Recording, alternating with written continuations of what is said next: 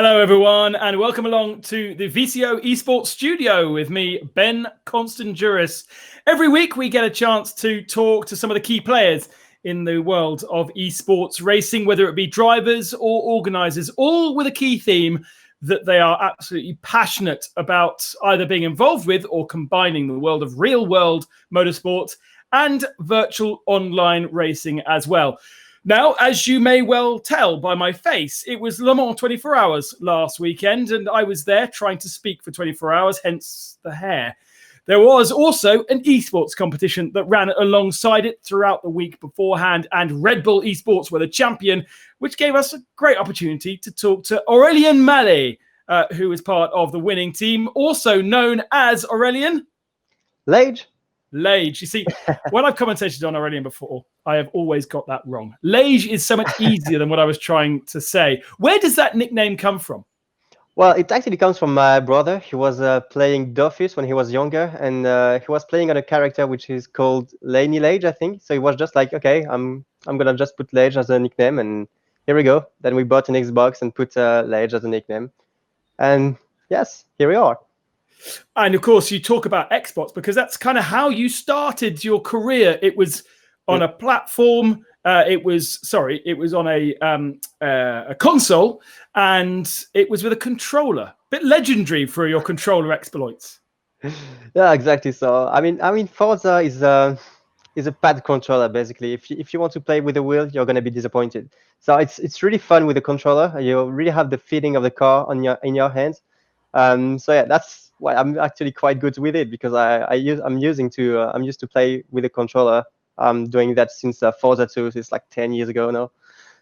So yeah, I have some experience with it. And how did you initially get into gaming and racing? A passion for motorsport in general from an early age?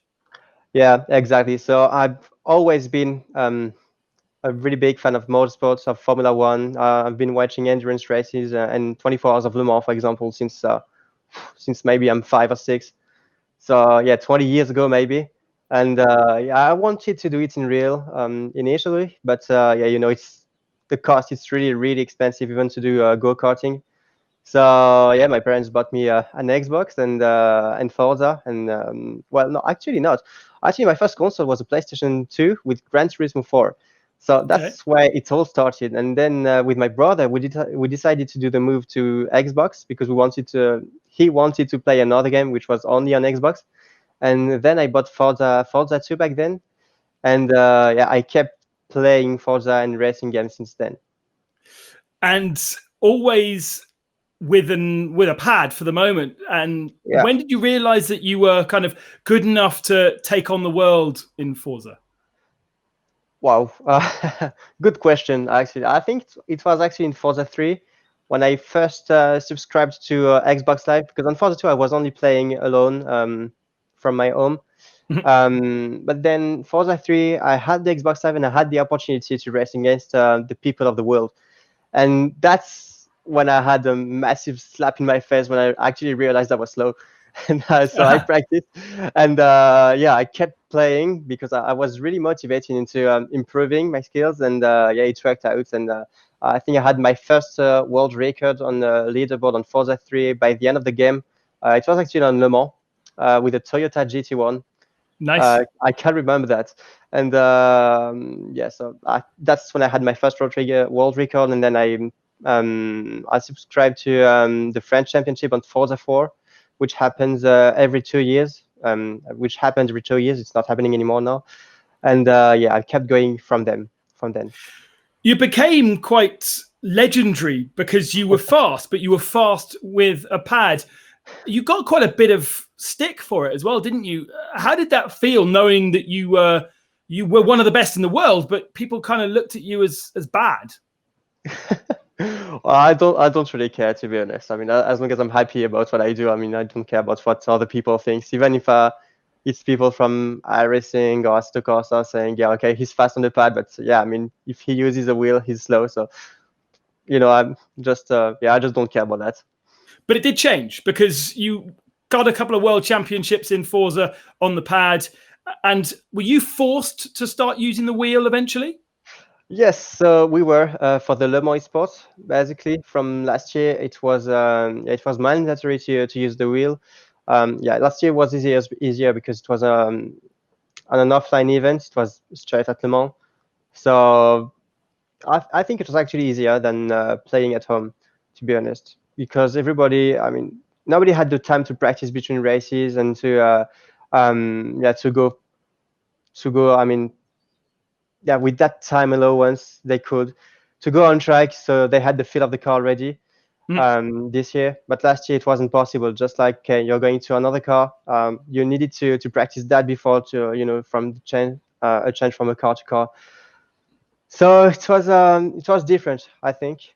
But yeah, great experience anyway. But it was before the Le Mans from last year that you actually started driving with a wheel. It Yep. was a couple of years before that, right? And you've actually dipped your hand into different platforms as well. Yeah, so the reason why I bought a wheel was because of the World Fastest Gamer Season 1 in 2017. I got invited there, and it was the competition actually took place in different platforms, different games, and we all had obviously to use the wheel because it was to become the McLaren Formula One sim driver. Sorry. So it was actually mandatory to go there at the competition with some experience in the wheel. So I bought my wheel back in 2017. I think the competition happened in November, and I got it in August, I think. So I had a very little amount of time to go and get used to the wheel. But that's the first wheel I've got. And when you had and bought the wheel, did you still use the pad to set your fastest laps whilst you're getting used to the steering wheel? Well, for that time, from August to November, I didn't use the pad at all. I was focused on WFG on the wheel, so I didn't use the pad at all. But once I was back home after the competition, yeah, I started to use the pad again, and I was still able to. Yeah, I was still able to set world records. So I was happy with that. But I actually had to use the pad for the World Championships on Forza because you Okay. actually can't use the wheel there. I mean, that's the bit where knowing you have to use the wheel on the Moi Sports, and then because it's mandatory, but then on the Forza RC it's mandatory to use the pad. It's quite strange, but it's funny. And so do you still slightly struggle with the wheel, or have you now kind of got to a point where it feels comfortable to you? Well, 100%. I think on Forza on the wheel I'm fine. I've done also on Assetto Corsa. I've done a bit of Assetto Corsa on the wheel as well. I think I struggled a bit more. For E-Rock, I think I was actually fine because it's a really special event. It's like only one lap and no mistakes allowed or so. So it's a bit different than racing, track racing, I mean. And I've done also the V10 All League for the past month, and I struggled a bit more. I mean, I had my teammates were Yoni Tamola and Graham Cowell. I was still like maybe 3 or 4 tenths of their time, so I was still struggling a bit there. But is that just down to pad versus wheel, or is it down to the different platforms? Because Forza gives you a very different feel to Assetto Corsa or R-Factor or iRacing. I mean, that's like day and night. There's nothing to do. Forza and Assetto Corsa are two complete different games. I mean, there's nothing between them. But I think the reason why I struggled was actually because I'm not really used to have that link between my legs and my arm, turn the wheel, because I'm on Forza, obviously with the pad I'm used to brake with my fingers and to turn with them as well. And it's different because I needed to brake with my legs, obviously, on Assetto, and I don't have that deep feeling other people might have by playing with a wheel from years. So it was really about adapting, trying to get that feel really quickly, and I think that's the main reason why I struggle. I think the braking was my main problem. And braking, I think, is the main problem in sim racing generally to get that great feeling. Yeah. Have you got massively muscly fingers, by the way? Well, I think they are fine. They're actually tiny. It's little fingers. Yeah, mine are really short, but they're not muscly. They're fat. Well, actually, my fingers are quite long, but very tiny. But that's because also I play the guitar, so maybe that's why. There we go. For all of you budding Forza drivers, that's the secret: guitar playing. Yeah, guitar playing to get faster on Forza. That's the hack. Okay, so Forza's obviously the place where you've made your name for yourself. Have you enjoyed other simcade platforms, like going back to Gran Turismo? Have you ever thought about trying to be more involved in F1 esports, for instance? I thought at first, when the first edition of the F1 esports took place, I actually really practiced on F1 to go and get involved in it. But I was always on the edge. Like, I remember the first qualification was like a top 10, gets invited to the race and something. And I was, I mean, a couple of times I think I finished like 11th or 12th. So really on the edge of being qualified for that race. So I tried, but yeah, it didn't work out for me. So for many years, you've been associated to G2. And of course, when G2 forged their partnership, as we've already heard in a couple of our episodes before, we've got an interview with Niels Naujoks, your team manager, a couple of weeks ago, forged with Red Bull Esports, as we can see now. What changed for you in terms of how the team structure was put together? Not much, to be honest. We actually have people now to manage our social medias, not to manage ours, like they're tweeting for us, but like they're giving us content to share.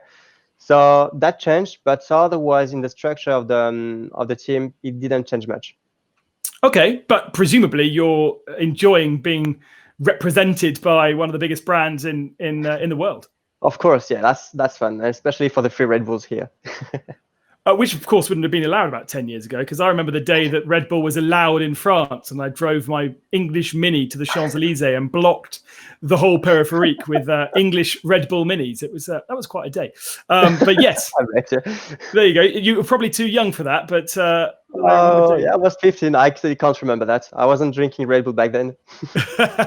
No, you're probably drinking. What was the one in France at that time? It used to sponsor Prost. Got out of my head now. Well, Prost was even a bigger time ago, so I don't know. The sponsor of Prost was one of the first energy drinks in France. Fact. Anyway, we're going off subject. It was probably Red Bull. Probably. Yes. Talk about your Lamar esports experience, because very different. Last year you were on site. You were using the same simulators. That was the plan for this year, but obviously due to the various restrictions, you weren't able to do that. So, kind of qualification, teamwork, how did it all work out this year? Well, it was actually very tiring this time, because it was 4 days of racing. So we had races from 4 p.m. to 10 p.m. CEST. So it was my time, so I was fine with that. I think it was a little bit harder for people in the US or in Japan, for example. I got lucky with that, but it was very, very intense, because 4 days of racing, you have no time to rest. It's all about practice. For example, like for the first days, we had only one race to do each for the first couple of days. So I was able to practice a bit more of the combo for the day after. But the more we went to the competition, and the less time we had to practice. But it's like, to give you an example of my schedule on the first day, so I've done the endurance race. So it was the one taking place from 8 p.m. to 10 p.m. my time. So I practiced the whole day. I think I got up at 11 a.m., so quite late.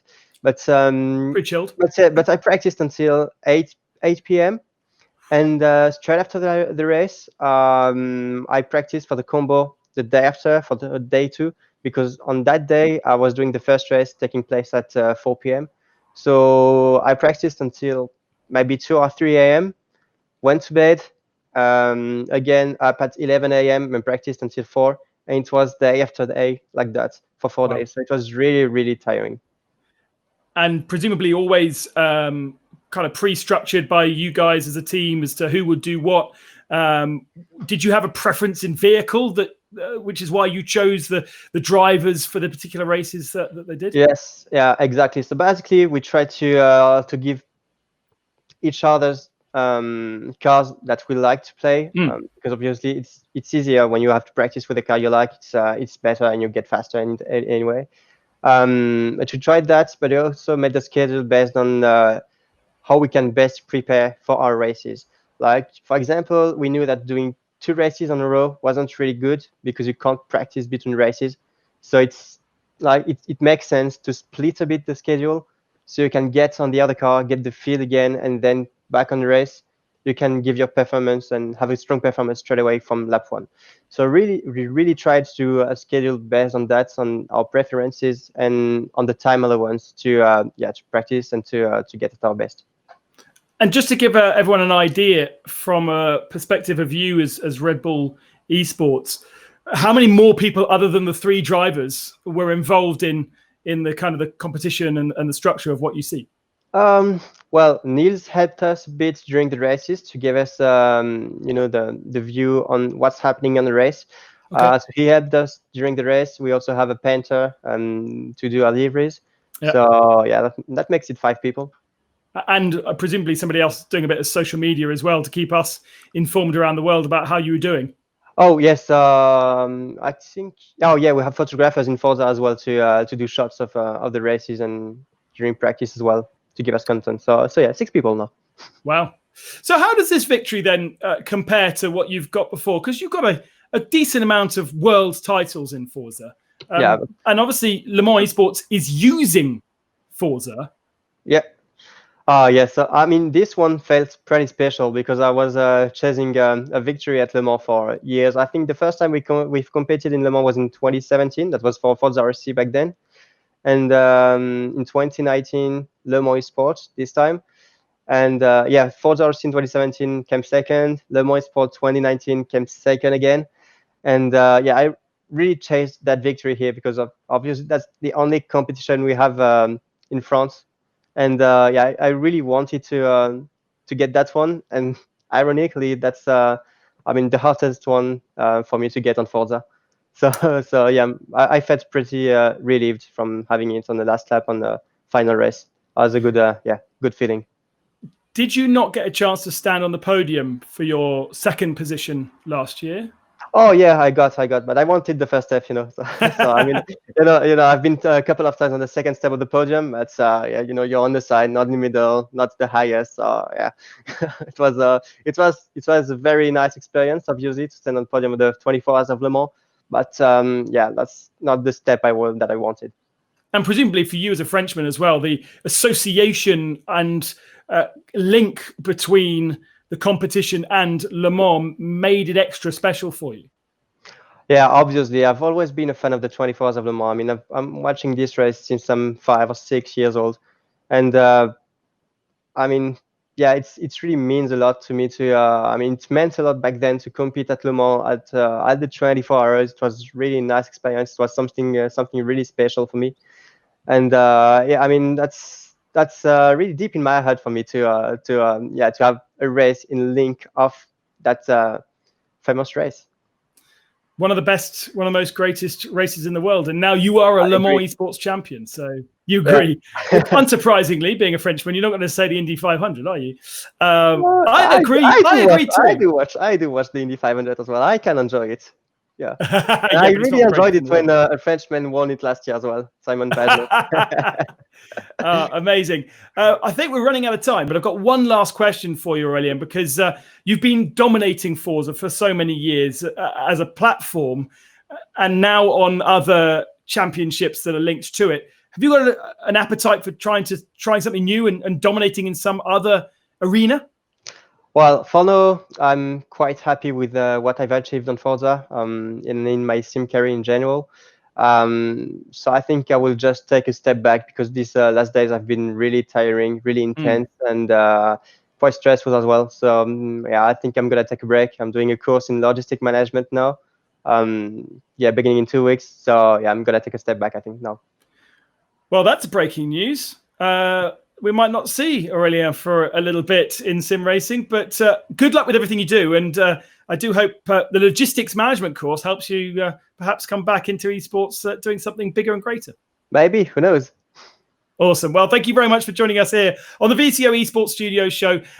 Who knows who we'll have next week, but tune in every Monday, 8 o'clock, where we have a guest from the world of esports and the world of real sports racing. And don't forget, we also have the VCO Sim Series coming up starting in November. Get yourself excited for that because it is going to be awesome. But for now, thank you very much to Aurelien. We'll see you next week. Bye-bye. Thanks. Bye.